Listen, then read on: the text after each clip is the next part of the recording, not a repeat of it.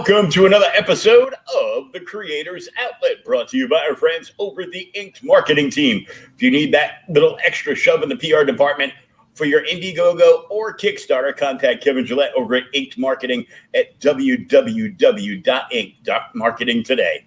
Who want us to remind you about Heel Turn #1, the comic is now live on Kickstarter, where the world of professional wrestling meets Dexter.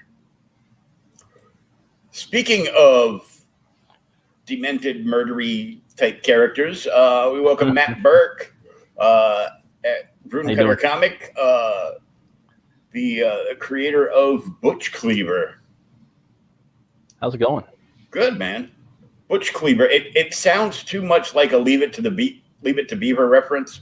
Yeah, I get that sometimes.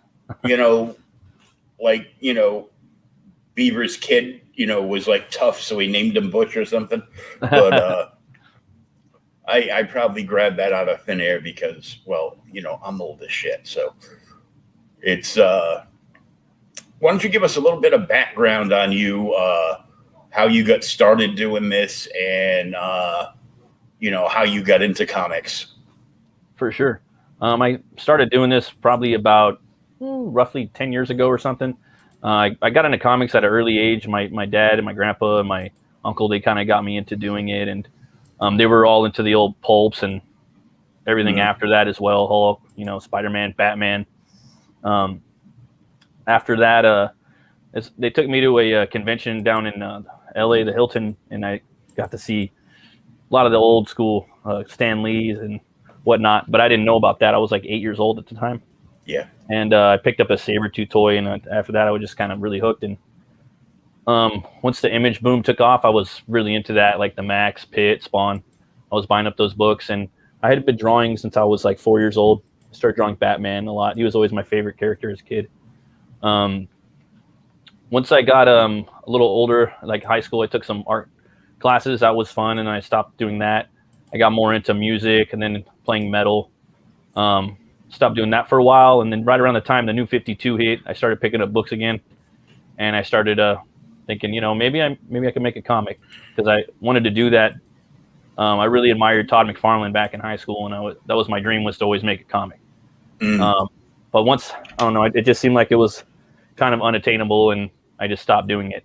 One night I came up with this character and this whole world. Basically, I woke up in the middle of the night and ran downstairs and started coming up with this characters in a world, and it just kind of hit me like a ton of bricks. I didn't even do anything. It just did itself. And that was Butch Cleaver. And that was almost 10 years ago. I did a one shot. Thought it was garbage. I crumbled it up. Then I went back to formula and started doing it again. Once I was done with the first issue, I self-published it in California at my local comic store.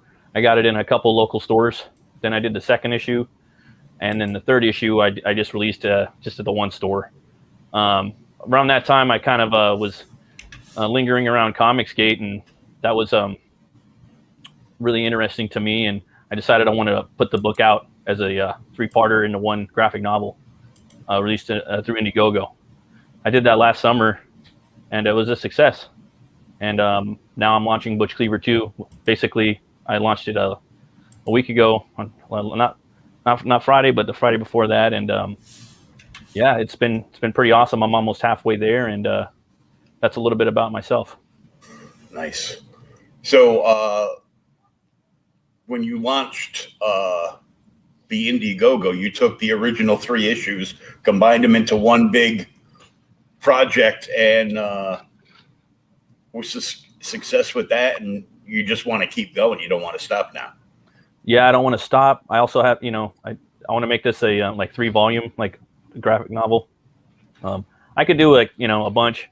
This is like an arc where it's this part 2 and then a part 3, and then it kind of bookends right there. But after that, when I do Butch Cleaver, I'll probably do like one solid story, like 50 pages. Just like a one hitter. Like that's how I want to kind of do it. But yeah, that, and then there's a lot of stories I love to tell. We only live once, though, so it's kind of hard to wrangle that idea and get people jived about it. Yeah, you gotta take them one at a time, and but considering on what the big two are putting out. I mean, man, such garbage and craziness. It's just, man, I can't stand it. Well, yeah, I had a pull list and I had to take everything off of the list because, you know, I just don't like it anymore. The only thing that's really on there now is Ninja Turtles Ronin, the last Ronin. Mm-hmm. And then I had the Walt Simonson's Ragnarok, but I don't think he's doing that anymore. And yeah, I was getting like a lot of stuff because there were certain writers that I still wanted to read. Right. And, you know, and if they were doing garbage when I picked up the book, I'd be like, okay, well, I'll take this one, but this is bullshit. And I'm done with it. Like, the only book I have from Marvel is Immortal Hulk. Yeah, I was about to say Immortal Hulk was sick. It was a Hulk that was gritty, horrific, back to the basics, you know? He's like the monster in the moonlight. And then they started putting all that agenda in there, and I just stopped. And then they did a Del Keown cover where he did a Hulk cover. I just bought it for the cover because it was so cool to see the Del Keown artwork, but I didn't even read it. Because I think someone did a review on, I think it was Yellow Flash at the time. And I was just like, dude, I'm not even going to open this up. I'm just going to look at this. Just look at the cover that Dell drew, you know, leave it in the bag of board. I'm good. And then I just decided I'm not going to buy it anymore. I'd rather spend my money on you know, people's dreams, you know what I mean? Help them out. Yeah. I'm getting it. You know, completest of certain things. I've been collecting Hulk since I was a kid. Oh yeah. So I could see that. I'm buying his run up to issue 50. Mm-hmm. And after that, I'm done with Hulk because I hate Donny Cates. Yeah, he just went another catalyst that kind of came in and just wrecked everything up, you know. And he wasn't always like that. Like, what was it, 10 years ago or something like that? Mm-hmm. I had read a couple of his books that were pretty cool. I think it was like something about God, something where this guy this guy has Alzheimer's. I thought that was a great book. Mm-hmm. And then he had another one called Buzzkill, I think. That one was pretty interesting. He had Buzzkill, and then he did another small press book that was about like cannibalized vampires or something in the barbecue restaurant. It was redneck, right? Yeah. I'm like, why can't I remember that name? That should just come right to me. It happens to me all the time. I actually hit my head a couple days ago and fell on my back. So right now I'm like, I'm in a little bit of pain. Ooh. My head's a little woozy, but I'm pushing. Yeah, pushing forward. Got to keep doing it. Yeah, stay positive. You know, it's like you know, you get all the rest you need when you're dead. Yeah. I should know. I died once. Oh man. Literally. I was. Wow. They had to bring me back like a few times. I was in a coma for a few months. Oh wow. Back in 2016. Jesus. It was pretty. I'm permanently disabled now, but you know, they were worried about brain damage, and everybody would tell the doctors, "Dude, he's had brain damage since he was born. Don't worry about it." My dad, he had brain surgery. He had brain tumors and stuff when I was a kid, so he couldn't really do much. But that's the way we would sit around and watch the cartoons and the Hulk, and we would tape them, you know, all the Batman animated series and the X-Men and the Spider-Man, and he got me into all that stuff. And they had a Hulk cartoon on Sundays and an Iron Man cartoon on Sundays. And there's pictures of me with a little like Hulk beanie. I think I was like 4. Yeah, man, that sucks, bro. Well, that's awesome. You're here with us, you know, and you're putting on a show. That's awesome, you know. And thank you for putting me here. I'm still here, and it's mine is a little story of irony because I think partly because I'm old and part of the get off my grass generation. That's good. You know, I'm like, it's just I'll go into, and I've been going to the same comic shop since I was 15. Yeah. I ended up becoming best friends with the guy that ended up being the store manager, who eventually bought the store, and I've worked at the store over the years. And they're moving for the first time in 27 years, but they're staying in the same plaza. They're just moving to bigger spaces down the end. Oh, nice. So it's like, people out of habit, people will still pull into their old parking spots and be like, "What happened?" Yeah, exactly. But I'd go in and, with all the, like, I'd call it like mainstream price gouging. Yeah. Like the ridiculous amount of money. What happened to hold the line at $2.99 DC? Yeah. What happened at we're gonna keep it $4.99 Marvel.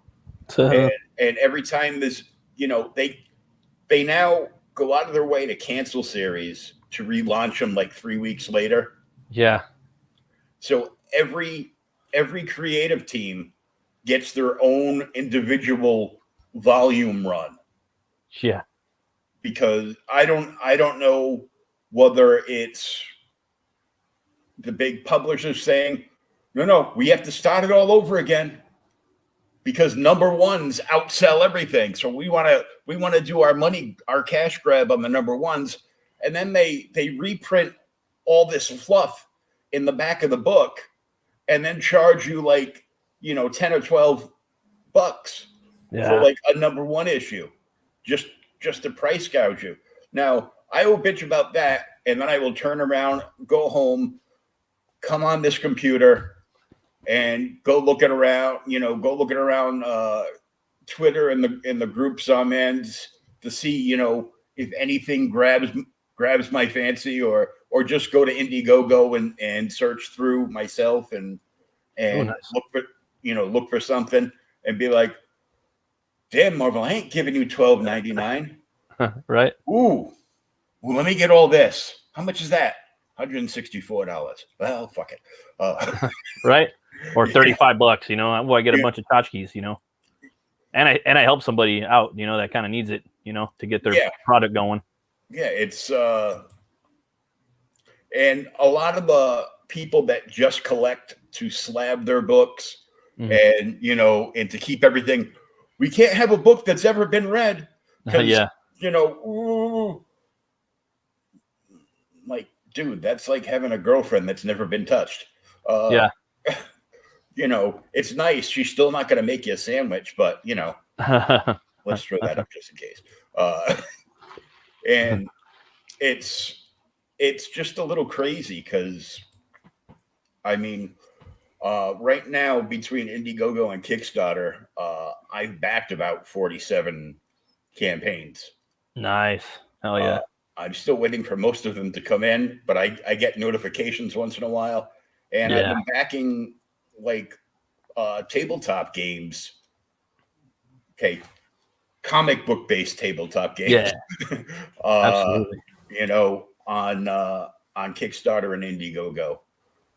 And I know Luke Stone's got an RPG game coming out that's come out for his series Hybrids. Nice. And so it's kind of like he's got one out now, but it's kind of like a predecessor to like the full core set. So I'm waiting for the full core set, which is coming out. I think he's launching that on Indiegogo the end of August, I think. Sweet. But I'm like, because, and there's so many, CG creations that are coming out with games. Yeah, I'd love to do one one day. Oh, I know. Yeah, I mean, and I was trying to do a game night with my kids. You know what I mean? It didn't last too long, but we were trying to do it. I was like, all right, I'll start off small with you. My daughter, I was like, all right, we're gonna do Candyland, and then all right, now we're moving on to Monopoly. This is my game, But that game, you could play like for like 5 hours. You got to take the breaks, But Some games of Monopoly, you might it might last out like a D&D campaign. So yeah, exactly. you know, you can never tell. Right. But yeah, I know. Neff is launching Mavericks on the 22nd, and they're doing a game based around that. That's gonna be And cool. he's been putting together like some things, and I'm like, a bunch of us were talking one night. We thought it would be really cool if a bunch of CG guys got together and came up with like a base model for like a tabletop game.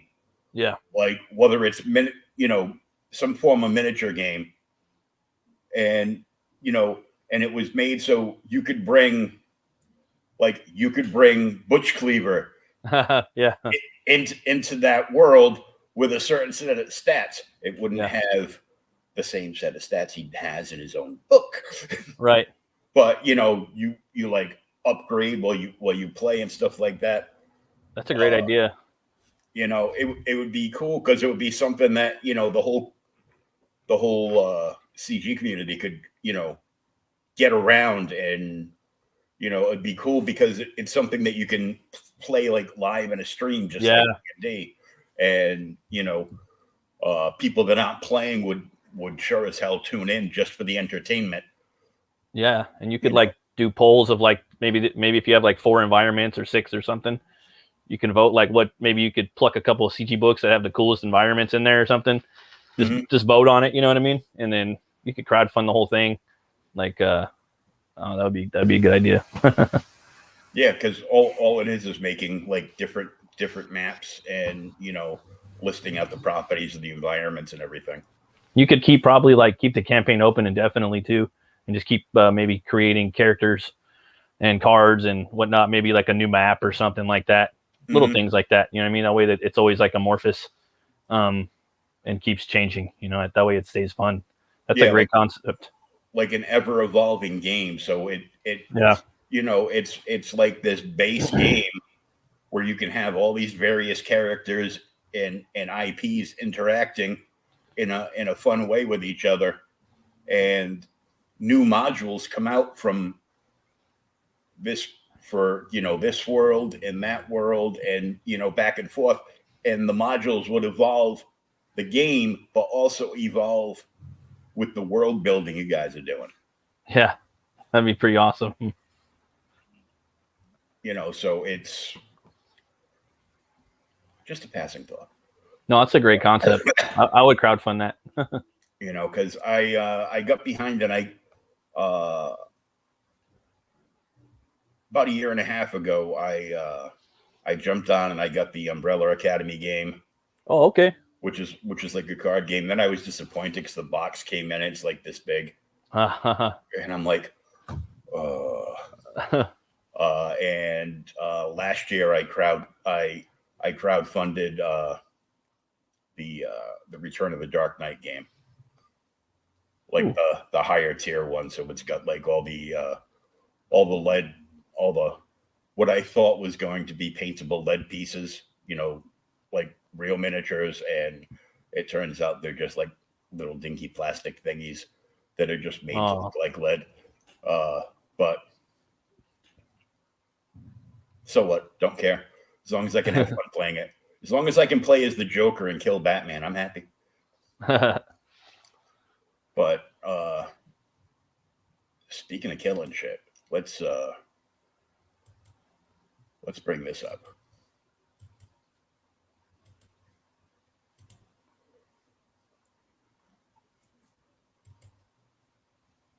Boom. Not too bad. I mean, you got 30 backers and you're just shy of the halfway mark. Yeah, just 2 more backers and we'll smash right through there. It's pretty cool. So, I mean, I read some of the beginning part here because, of course, that's what I put in the write-up for the show. But nice. Tell us about Butch Cleaver? So I'll go into the first issue a little bit, and I'll try not to spoil just in case if people want to pick that one up with this one in this campaign. In the first issue, basically Butch is this brutal butcher who's killed, and then he's brought back to life by a voodoo curse, and that curse gives him the power to weaponize bone on a molecular level. And he tries to use that power for revenge, reckoning, or redemption. And there's this town that it takes place in called Oubliette, and Oubliette is basically it's a gothic like ghost town, which every other building is either a cathedral, a saloon, or like a mission. And a lot of the slaughterhouses were once cathedrals. They've been retrofitted to be slaughterhouses now. And basically there's this villain in there. There's one of the villains, and his name is the Voodoo Doll. And the Voodoo Doll, he's a preacher pimp, and everyone he does business with, he makes a voodoo doll of them. It's basically like an insurance policy. And if you step out of line, he'll turn you into a cactus or pincushion. So basically, what happened was Butch stepped out of line. Butch and his employer, Whitey Ratatouille, the White Rat. He's a meat packing tycoon. The Voodoo Doll basically hexed both of them. And that's part of the story from the first one. Butch wakes up in this basically like this realm that's kind of in the same vicinity as Oubliette, called the Bone Void. It's this desert that's made of bone dust, and he awakens in this Bone Abbey Cathedral by another character called Moth Mammon. He's a light-sucking moth-type demon. He wakes Butch up and basically trains Butch out there, and he kind of makes him feel like what it felt when he used to slaughter a lot of animals and things like that. And he just real quick fills him in on that and shows him how to use his powers a little bit. They get into it. They have a bunch of fights, and eventually, well, I don't want to spoil too much of that, but eventually Butch makes his way back to Oubliette, and he finds the guys that killed him, the actual guys, but not the people that put the hit out on him, And there's a bounty hunter named Opie Opossum, and that's Whitey's cousin. He's this crazy bounty hunter that has a dead possum on his head, got these razor sharp teeth, and a whip and claws, and he's basically trying to hunt down Butch while Butch is trying to solve his murder and find out who's the head honcho that put the hit out on him. That's the first issue. Nice. So a little bit of an origin story and some background, but it takes up those first 3 issues that put it all into one book, which leads us to this issue. Mm-hmm. And in this issue, so in the town, there's this bartender. His name's Vargbjorn, and he has it's a meat hall saloon, basically, because in the town there's pirates and Vikings and Native Americans and samurais and banditos. They're all in there. It's a world that I wanted to make where I can do that. And one of the peoples that he runs into is Vargbjorn, and he has this Warg Skoll Saloon. It's basically the roof is a Viking ship turned upside down, and the door is a Viking shield cut in half. So when you push it open, it's like a saloon door.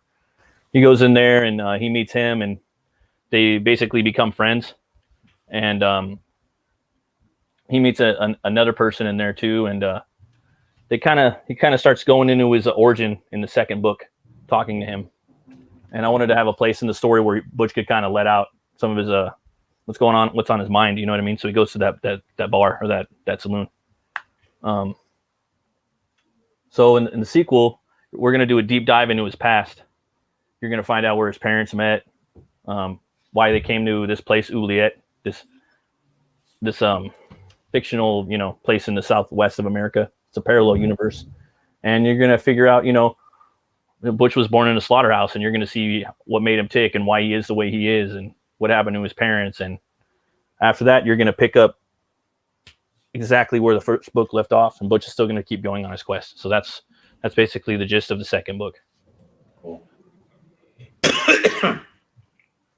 Now, where did you come up with the design for the characters?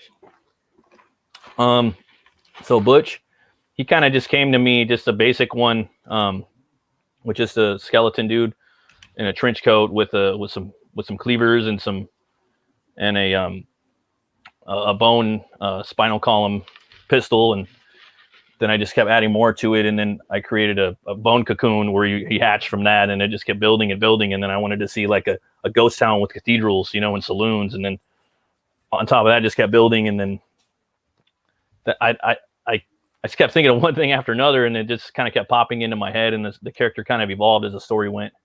In this picture right here on the cover, you could basically see like the facades of Butch as he kind of at the bottom, he goes up and who he is at the top and where he started.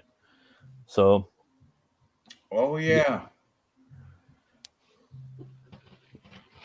Yeah, that's cool. Oh, thanks. It's, you know, it's like, what's his origin story? It's right there on the cover from bottom to top. Right.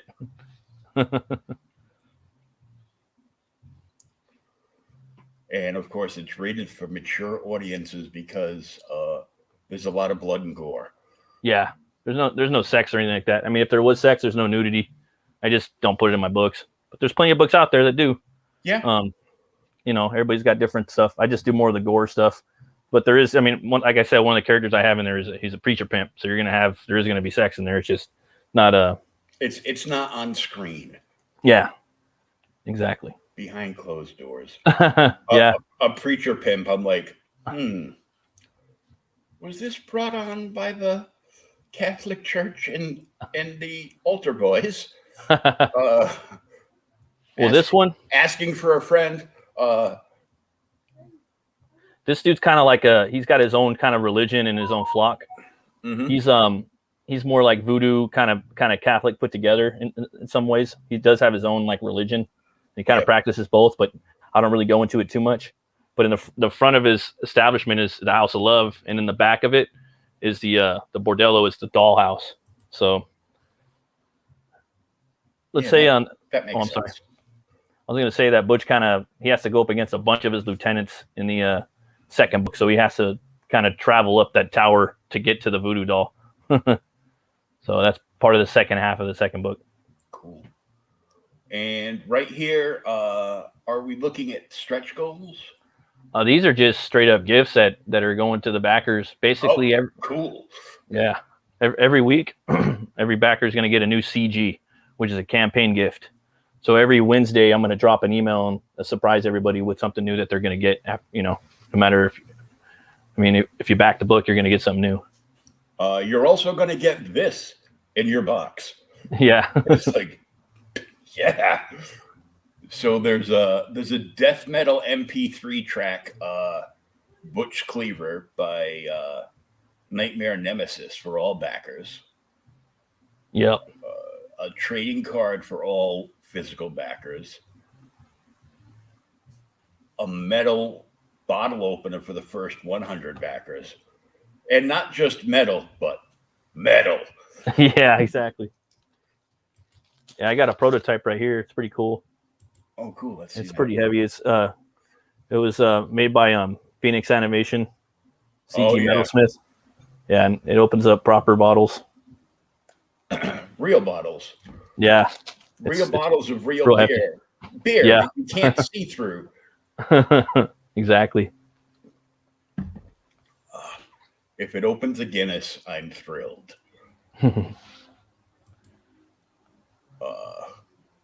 And a wanted poster for all backers. Yeah. And I got that's cool as hell. I got the art right here for it too behind me. Oh, nice. Thanks, man. I put that up there in a tier 2. But that's cool that you're putting like extra stuff in to be like, hey, remember me? Yeah. Now come back for book 3. Yeah, hopefully, God willing.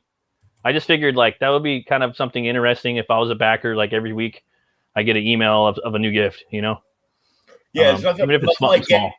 Nothing like getting an update telling you that, I'm including this, and then I'm including this too. It's like, yeah, that right there should get people pumped enough that they're sharing every time they get an update. They're like sharing out the campaign all over the place again. Yeah, I've had a lot of people help me out. It's been quite the blessing. And that's a Whitey Ratatouille right there. That's when him and Butch first meet. That's his uncle Jake. You're gonna learn more about him in the book. When I was drawing that picture, I was like, do I want to draw him handing him the blade or kind of holding the blade like that? And that makes it look a little more, you don't know what he's going to do to him. Yeah, you know? A little more ominous. Yep. That's the Voodoo Doll right there. Yeah, I don't like the looks of him. You're not supposed to. Oh, okay.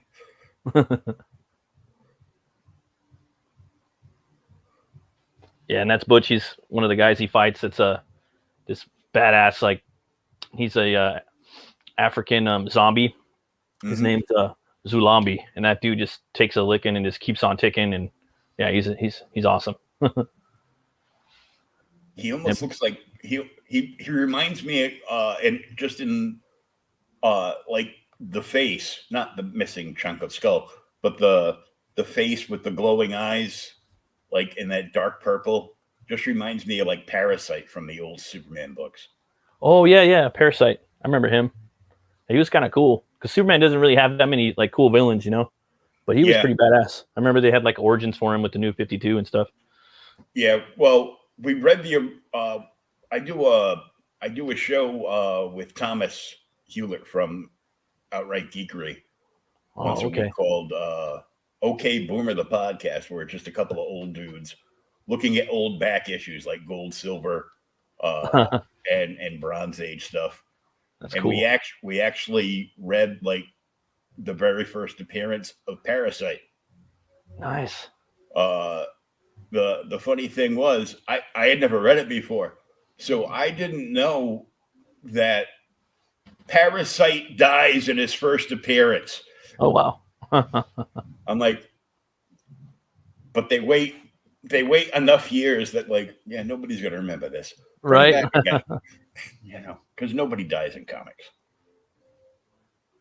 And then we got Butch taking out some pimps right here in his former life. Yeah, they didn't want to pay up, so. Oh, you know.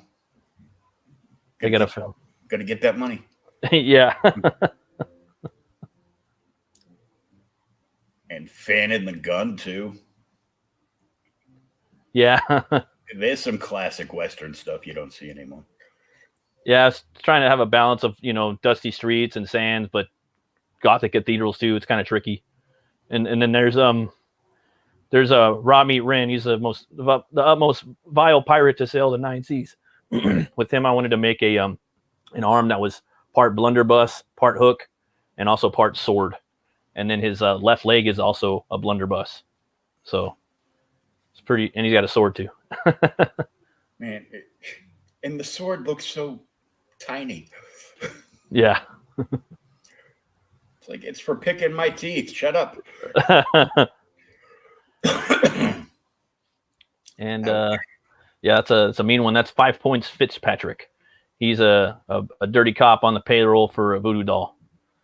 So he could scrap. He's yeah. Let's just say he was from New York and he used to fight a lot over there before he came to Oubliette County. And he fights lots of people. Yeah. Yeah, he's got a cabal of villains. I love that movie Gangs of New York and just that whole era too. That was a big inspiration on me. I was as soon as you said it, I was thinking of that. I go, yeah, because there were a bunch of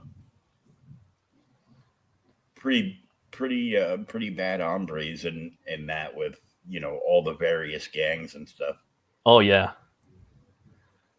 And then there's Butcha, you know, sitting atop of the Cleaver Cuts building, his old family business, and he just kind of flies off and jumps on his bull. That's his buddy, Tor. He's basically his Batmobile and his Robin put together. That's his best friend. Cool. And he rides the streets and the roofs with that dude.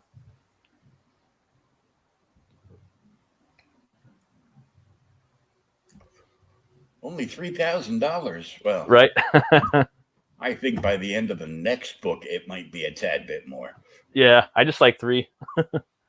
That was a trading card that the first week backers are going to get, or if you signed up for the book in the pre-campaign, you're going to get that. Oh, cool. But it's not up anymore. So this was a pre-launch sign-up bonus. Yeah. Mm-hmm. That's cool. Yeah. Yeah, I think I went kind of long on my pre-sign-up. I think next time I'm only going to do 3 months. I did like 5 months this time because they're saying that it's better to do it like quicker because people stay more engaged and they kind of forget about it after too many months. Yeah.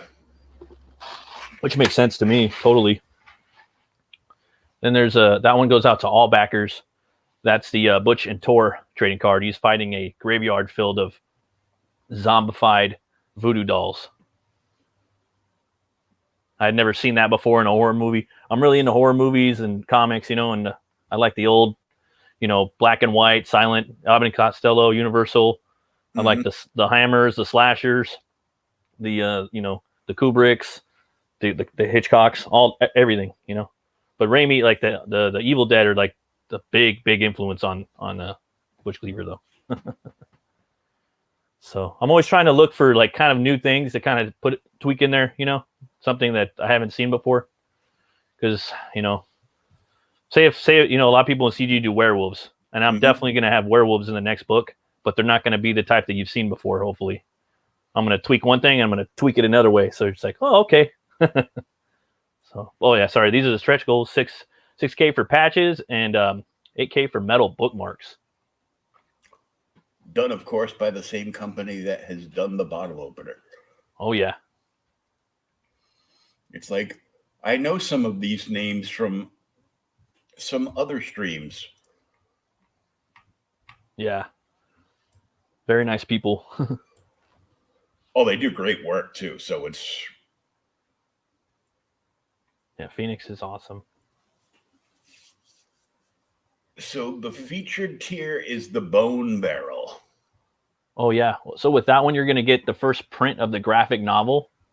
Number 1, Butch Cleaver signed. You're going to get Butch Cleaver 2 signed by me, and you're going to get I believe it's a 10x7 head sketch on Bristol board by me with India ink. Oh, nice. Awesome. So I mean, $80, you're getting the first 2 graphic novels, and you're getting original art. Yes. Where were you going to buy original art for $80 friggin' dollars? Yeah, it was really fun. Last time I sold like 15 of them, and I was like, this is so fun. I was like, I'm definitely going to do it again. As long as people want them, I'm going to keep doing them. Well, I had last Friday, I had JT Malloy on, who does Sapphire Spectre. And he decided that he was going to, for every physical backer, do a sketch card. That's sweet. My buddy Sim did that for his book. I think his book Blood Hunt. Whew. Yeah, he did so many of them. Have you ever had Sim on here before?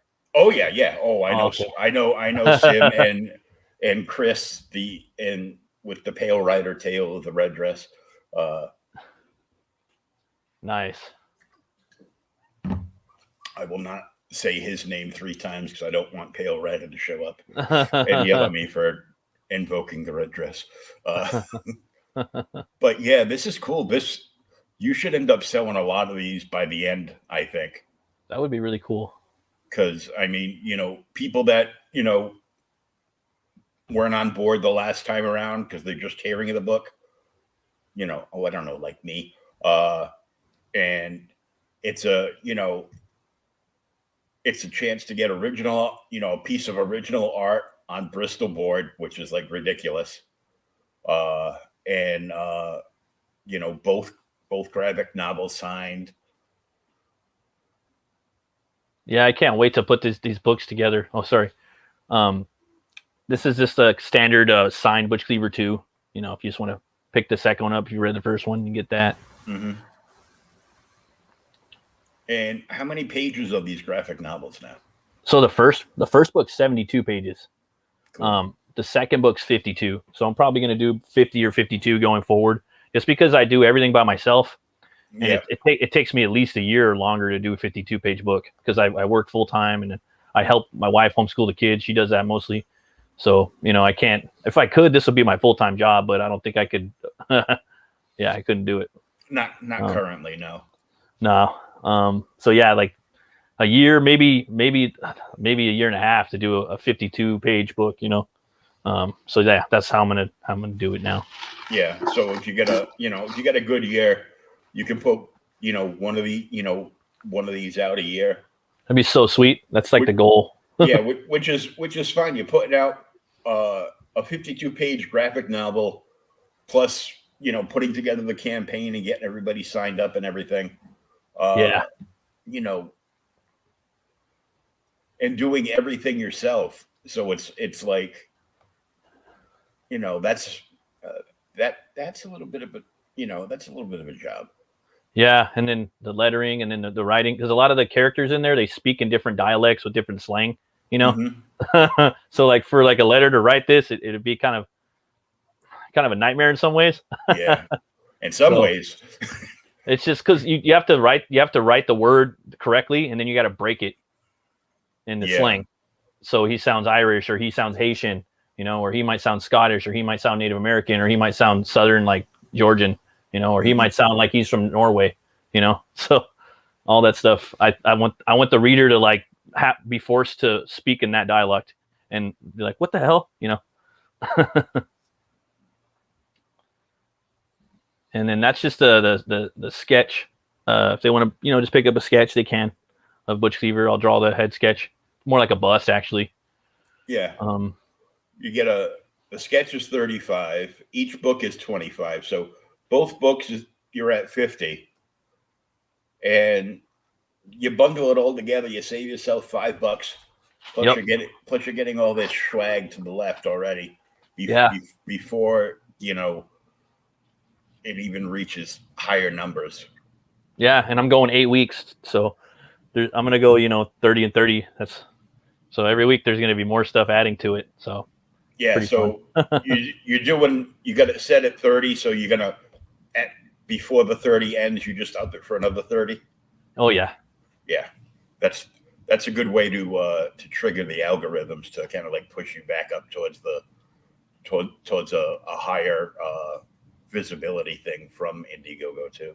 Yeah, it was cool too, because like the same day I launched, a pretty big artist launched his first crowdfunded book on Indiegogo, and I beat him for like 4 hours or something like that, and I was like, hell yeah! And then he came in like, get out of here.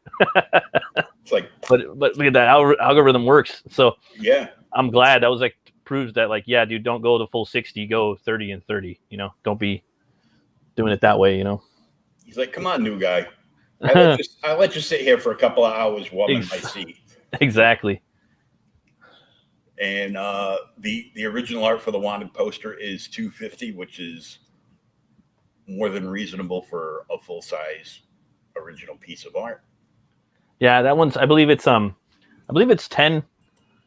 by 16. It's almost 11 by 17, but I cut it a little bit. And that tier, it also comes with the head sketch too. It comes with Butch Cleaver 1 and 2. And it's got free shipping worldwide on that. Just on that one, though. Oh, so for $250, man, somebody should jump at this right now. All you have to do for some people is just say, yeah, this tier has free shipping. and somebody will be like, I'm in. Right. It's like you get the head sketch, you get the original art for the poster, plus both books. Yep. Maybe I should put free shipping like in like prison letters, like red and across his forehead. Yeah. Make it look like you are doing a special on it, and you put it like all in red letters. Free shipping, this tier only. Right. Because that'll save a lot, because it's not going to be a small package going out with the original art, No, and they do ship separately too. So yeah, I put that on there as well. Oh yeah, they'd have to, because the weight of the books would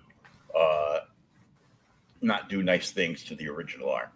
Oh yeah, and then all the little like CGs that are going in there. That stuff's going to be pretty heavy too. Yeah. So you're going to get the book. You're going to get all the bonus. This is going to come with all the bonus stuff plus any stretch goals that get unlocked. Yeah. That right there is a bargain and a half. Oh, thanks. Yeah, it'd be cool if someone bought that. It's yeah, it was fun making that poster. You know what I mean? That was something that I seen other people doing westerns. I was like, I got to do that. Yeah, and it's cool when you have like the background color, like the old parchment style. Yeah, and like burnt around the edges and stuff. Like, that's just badassery. That's all that is. And then the next tier that right there has the Street Enforcer card art. So yeah, it's just like the last tier. It's an extra 50, but you get the Street Enforcer card art. Yeah. And that's the one this is the piece that was limited to just people that signed up pre-launch. Right. And that one's going to have free shipping worldwide on there. And I'll throw in that card too that if you signed up for it, just because it makes sense to. Yeah. You know what I mean? It would be kind of silly not to, I think. Even if they didn't sign up, you got to have the card to go with it. Yeah. So if you didn't sign up pre-launch, this tier is the only way for you to get the original art and that card. You missed out on getting the card, but he will toss an extra card in for you because you missed it. But you're buying the original art. So, plus both books plus a head sketch too. This one did sell though. Yeah, that was the Butch Cleaver #1 card from the previous campaign. I had a few people tell me that they actually liked that artwork. So I said, okay. And I really liked it too. And I put it up there and someone bought it. I was like, I was surprised. Extremely surprised. Pleasantly surprised. Mm-hmm. Because, I mean, that's cool looking though. Thanks. That is, man. I dig that. But I mean, that's the price of what original art should be, like from $300 to $500. Yeah, it's I try to make it competitive, and I see what's trending with the campaigns, what artists are what the pros are charging, and then I got to undercut them because I'm a newbie, and then I also want to be known. So there's a lot of variables. So, yeah, it's a tightrope walk with being a new guy trying to sell some of the original art in the campaign. Yeah. Because if you go a little too low, people are like, why is he selling it so cheap? Right. What's wrong with it? Right. They spill something on it, or is it a photocopy or something? Is it real blood on that card? Right. I don't know. And it's not. It's just that we know you're going to be tempted by all these other great CG campaigns with all their great artwork too. Yeah. And I want you to buy my artwork. Exactly. And there's nothing wrong with the other artwork, but I want you to buy mine. Yeah. Yeah. Yeah. Exactly. You don't want to be reciting phrases like "Who does #2 work for?" and stuff like that. But yeah, I want it would be nice. I'd like to get as many people to read the book as possible. Mm-hmm. And tell me what they think about it. I've had some people critique me, and it's really cool, man. Getting feedback, Oh yeah. Makes me want to write more. It's a really cool concept. It's Western horror. Yeah. Which I dig, and is pretty popular this year. Yeah, horror or westerns are starting to make a comeback now. Yeah, I go, this is cool. This is going back to my childhood now. Yeah. Like I never bought any. Well, no, I did buy a few of the DC westerns. When I was a kid, not many, like a couple here and there. I was I was very intrigued by the character, the Scalp Hunter. Ooh, Scalp Hunter. And I have to check him out. That sounds pretty metal. Yeah, it was an American Indian character, and he was, part of the original like Jonah Hex kind of like storyline thing. Oh yeah, because Jonah Hex always had like a all-star western, like different character story in the back, right? Mm-hmm. Yeah, I love Jonah Hex too, man. He was like he was like, well, if you threw, I say that at the top, like Swamp Thing, Jonah Hex, and Hellboy in a meat grinder, you get Butch Cleaver. Yeah. And Batman. And Batman. You got to throw a little Batman in there. There is, like, if you were to read the book, I could point out all the little things and for each of the characters, and then people would be like, okay. Obviously, there's some Spawn and Ghost Rider influences in there, too. Ghost Rider's been around forever, Back even when Frazetta was drawing him, when he just had the white, the white face mask and stuff, before the Marvel turned him into the Skull deity or whatnot, demon. Yeah, it was funny. I was over watching the old Cap stream, and Ethan was talking about, because he's been reading like the original Ghost Rider run. Oh, nice. And apparently, for the first 10 issues, Ghost Rider was running away from the cops. Like, he was scared of the cops. It's like, he's just like teeing off on him. He goes, I'm still going to read him. But, what the fuck? You're the spirit of vengeance, and you're running from a cop? My character, he fights a cop, but gets his ass beat. But I'm not going to say if he loses the fight or not. Read the book. I wanted him to have like a real like street fight, you know what I mean? And my character Butch, his bones, they actually have like this gooey substance inside, this pinkish, it's kind of gory, like marrowy.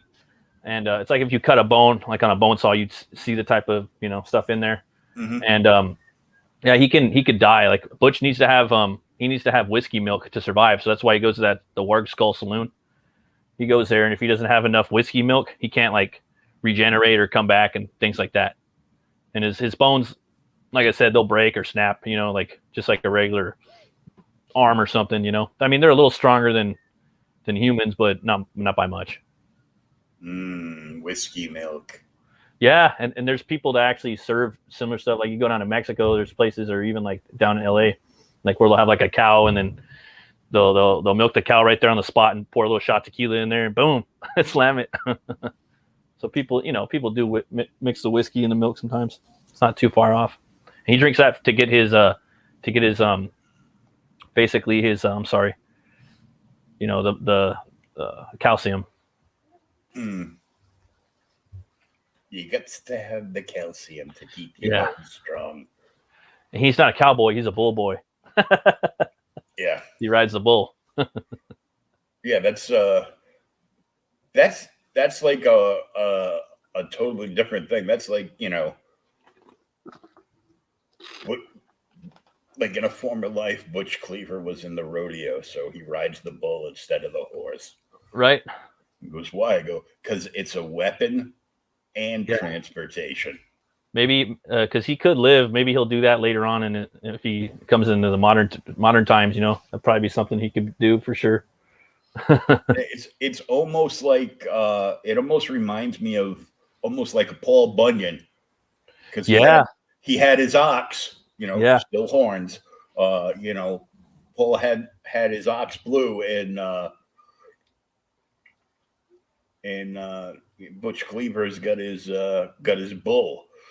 Yeah, and that character is totally something I would put in Oubliette. Pecos Bill, John Henry, Spring Hill Jack, all those like folklorish characters. I want to bring. I mean, I only have so many time to write these books, but I want them in there. I'm really into just Western folklore. I mean, like basically like all of America and just all kind of folklores. Spring Hill Jack would be great in this. I've drawn so many of these characters too. Like I have books of drawings of composite of ideas of how my take on them would be. Mm-hmm. I will say that one of them is in there, but I'm not going to tell you who. You'll probably find out in the third book. So you gotta sign up and you gotta get this stuff. yeah. I mean, there's some great deals on this campaign. I mean, the featured tier right off the bat.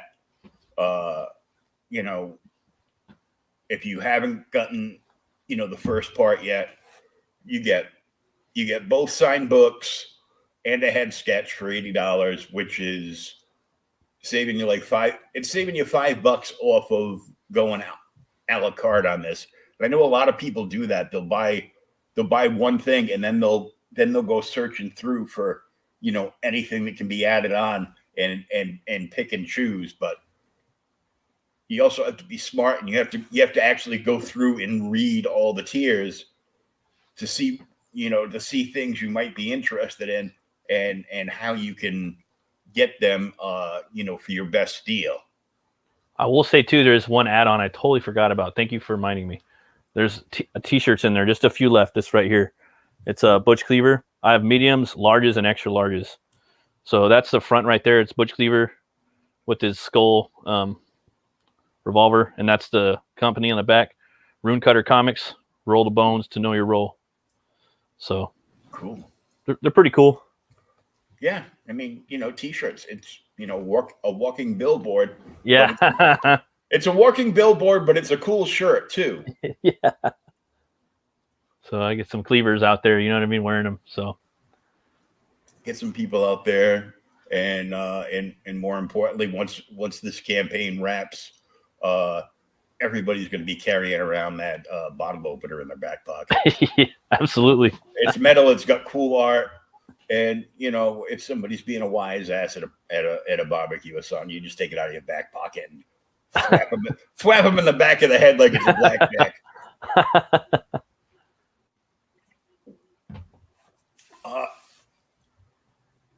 So tell me where you reached when you first started writing this series. Like, who were you taking in for inspiration, you know, whether it be character-wise or, you know, plot-wise or whatever for the book?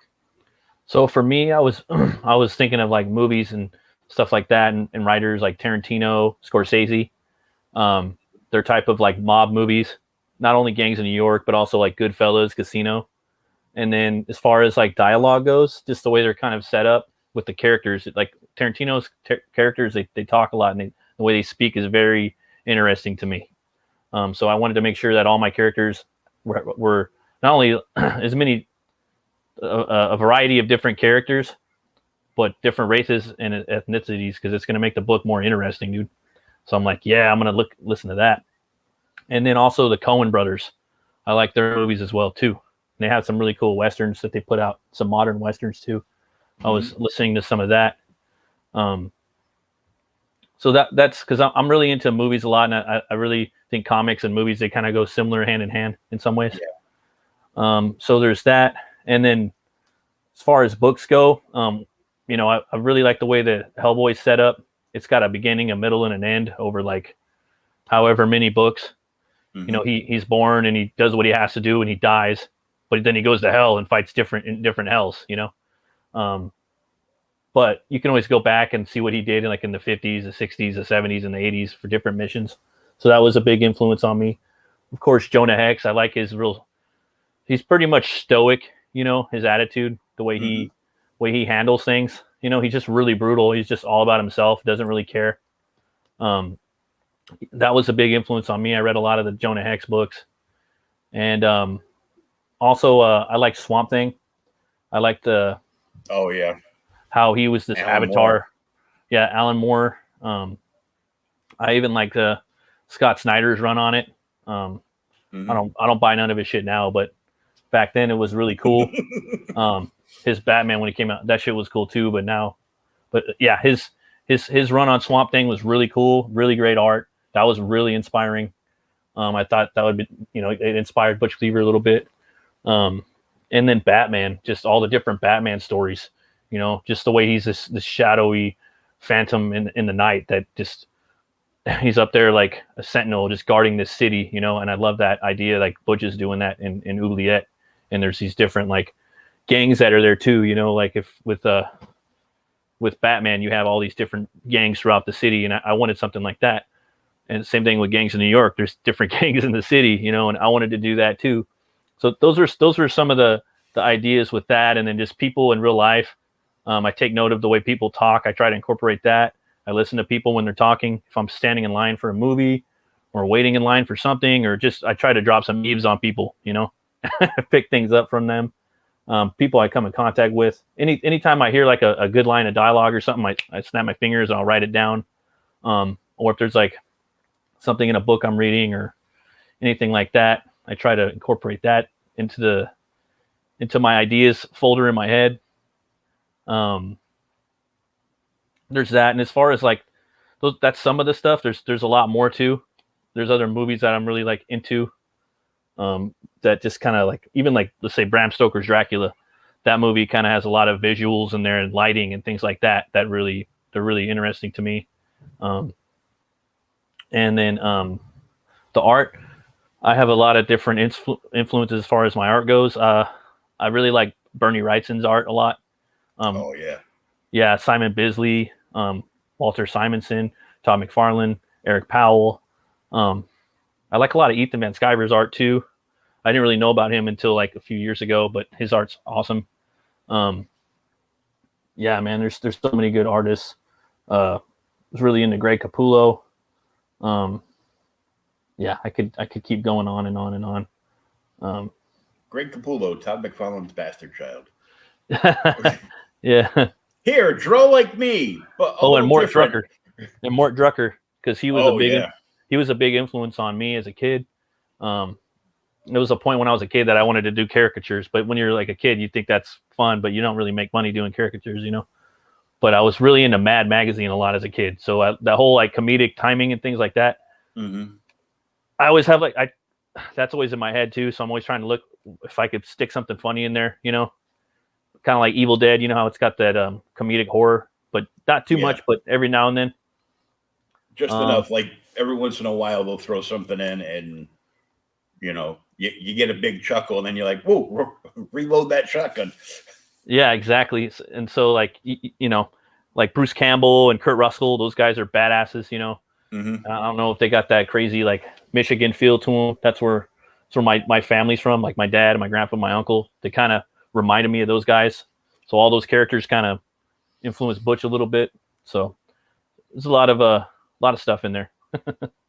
Well, I for sure saw the Batman influence when, you know, he's jumping off the roof of his old business and gliding down, you know, with his range coat like flaring out. I'm like, yeah, that's a Batman shot right there. For sure.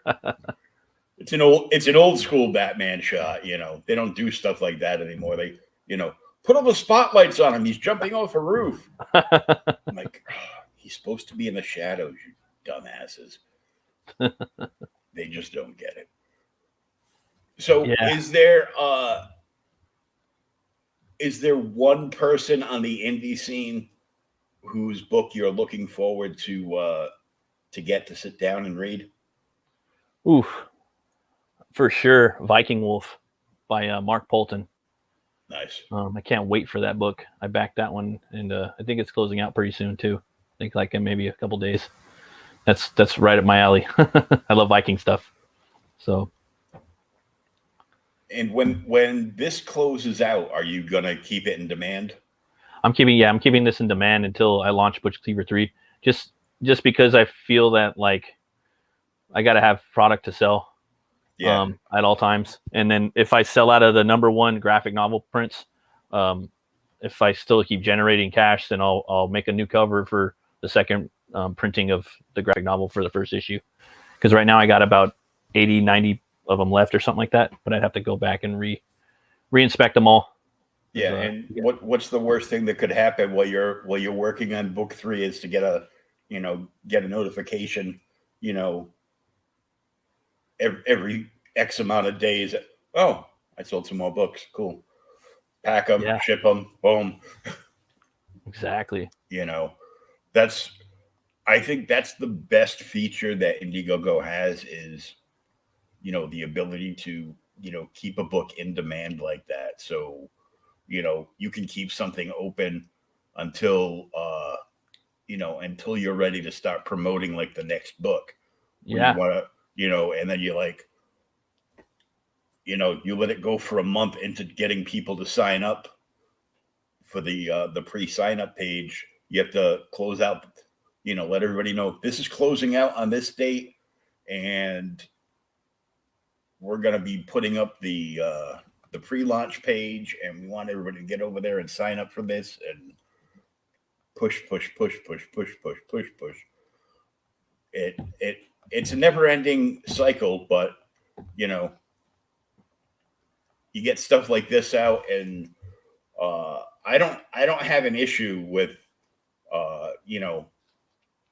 paying like $25 to $35 for a 52-page graphic novel, and it's even a book that stays like in demand, it's still a super limited print run from anything like one of the big publishers could do.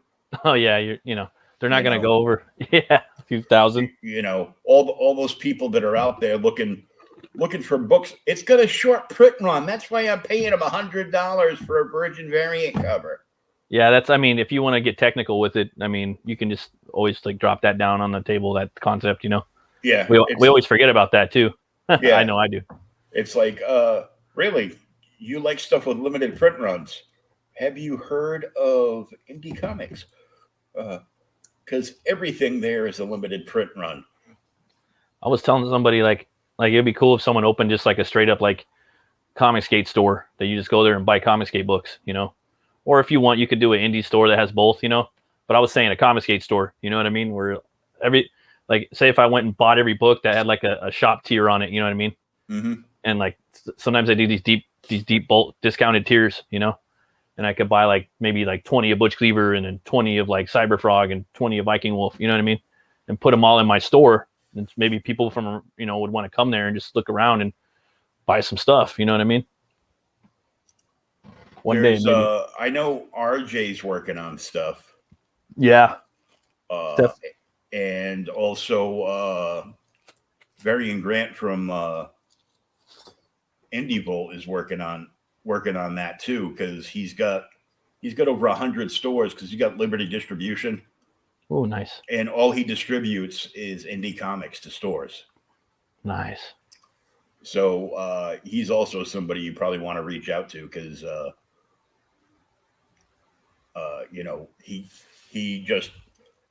he didn't expect that he was going to have such a high and positive response to, not just from the stores, because they've been working on the store thing for quite a while, but for, from creators and people going, yeah, he goes, oh, by the way, I'm getting stuff printed up at Mixit, and he's like based around Michigan, so he goes, yeah, I'm getting stuff printed up at Mixit and at Mixum in Michigan, and I'm just having him send over like 2 cases of books to you.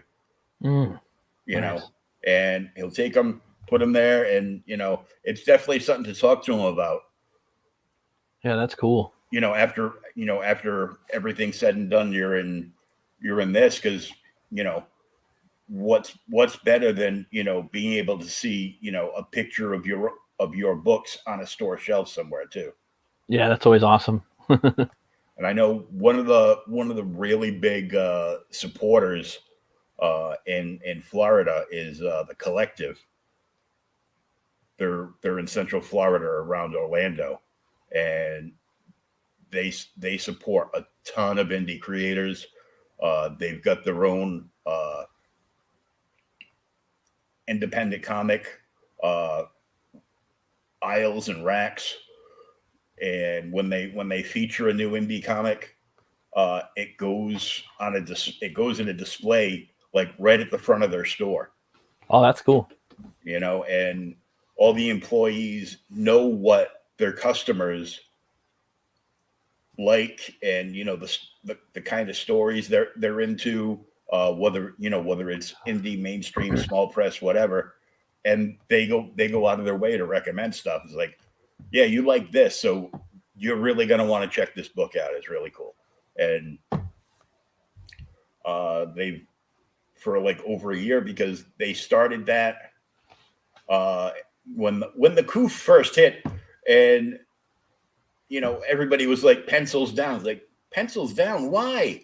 Yeah, times to put them up, and start making some content. Yeah, it's like, why would you put your pencil down at a time where you can get so far ahead production wise that you can put your feet up on the table and maybe have a cold frosty afterwards? Yeah, some metal bands took advantage of that and wrote like 2 albums. I heard. I know one band wrote 2 albums, another band wrote like 1 album. It's just, you just bank some stuff. You know what I mean? Yeah, it's like you never stop your hustle. No, why would you do that? Yeah, get a job doing something else, and then just keep filling the bank up with the content. Yeah, exactly. So why don't you let everybody know where they can follow you besides the Indiegogo, where they can follow you on social media to see what's going on with your books and anything else you might have in the pipeline. Sure. Yeah, you can go check out the campaign's butchcleaver.com. Take you right there.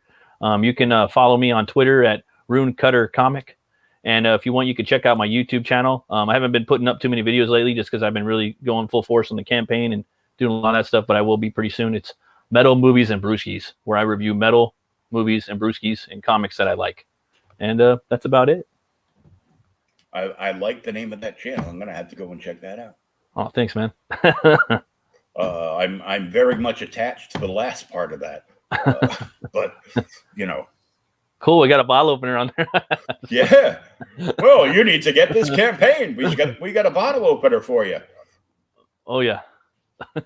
So, Matt, it's been great getting to meet you and getting to know you better and everything. And this is a really cool book. And the tiers that are out there are made for people to just jump on this. Thanks, Will. Seriously, like original art tiers, it's like you're buying original art and then you're giving them everything else you have on the campaign because they bought the original art. That's a lot of times you just see the original art and it's carte blanche, where it's like, okay, well, you can buy this original page in this tier, or you can get it with everything.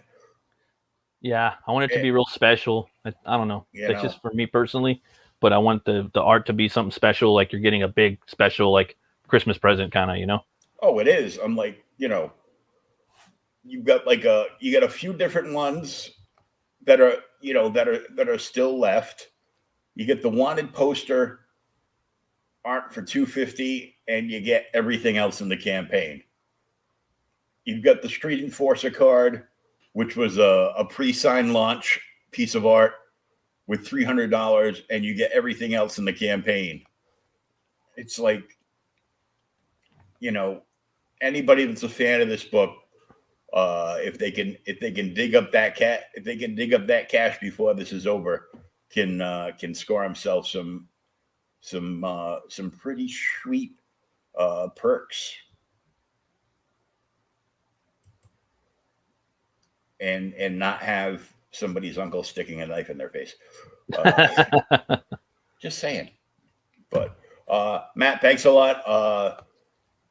Look forward to keeping an eye on this. And if you can't back the campaign at this time, please share it out everywhere you get social with your media, so more and more people can get their eyes on this and see what's going on. And until next time, Matt, I hope you're feeling better. And thanks, we'll keep an eye on this. And I will see you tomorrow night with another show. That's it for now for Creators Outlet. Keep in mind that a little later on tonight, this episode will be uploaded and on my podcast platform, so you'll be able to download or listen to it anywhere you get your podcasts.